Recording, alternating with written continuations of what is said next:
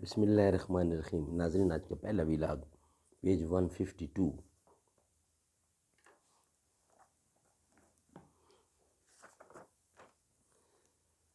قال اللہ تعالی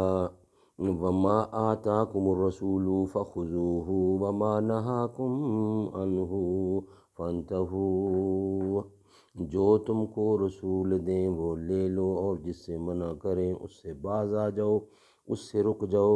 معرف حدیث نبوی کے ایک جدید اور جامع انتخاب، اردو ترجمہ اور تشریحات کے ساتھ، جلد سوم، کتاب الصلاۃ، تالیف مولانا محمد منظور نعمانی رحمۃ اللہ علیہ۔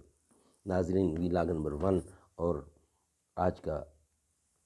یہ پیج ہے 152، اور یہ حدیث ہے پچھلے والی چل رہی ہے، یعنی کہ حدیث 35 کا ہی حصہ ہے جو آپ کی خدمت میں ہم بیان کرنے والے ہیں۔ خودی وہ بحر ہے جس کا کوئی کنارہ نہیں، خودی وہ بحر ہے جس کا کوئی کنارہ نہیں، تو آب جو اسے سمجھا اگر تو چارہ نہیں۔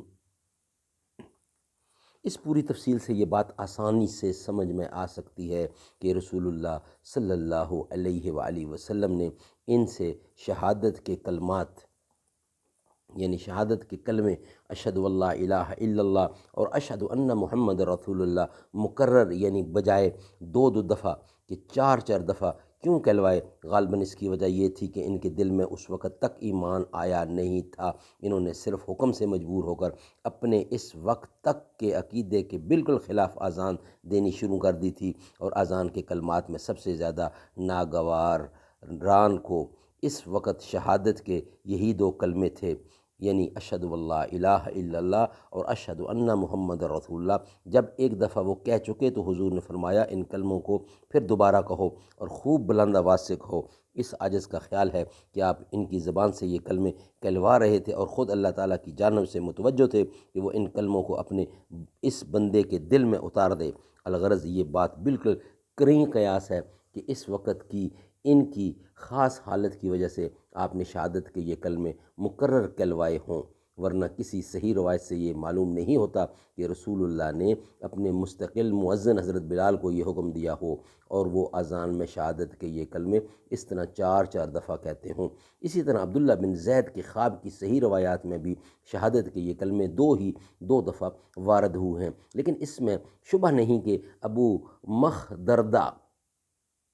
مکہ معظمہ میں ہمیشہ اسی طرح اذان دیتے رہے، یعنی ان کلموں کو مذکورہ بالا ترتیب کے مطابق چار دفعہ کہتے رہے، جس کو اصطلاح میں ترجیح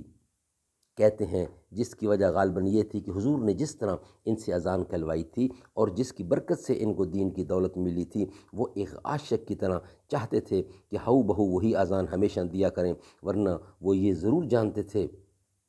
اور جانتے ہوں گے کہ حضور کے مؤذن بلال کس طرح اذان دیتے ہیں۔ اسی واقعہ کی روایات میں یہ بھی آتا ہے کہ رسول اللہ صلی اللہ علیہ وسلم نے ابو مخدردہ ابو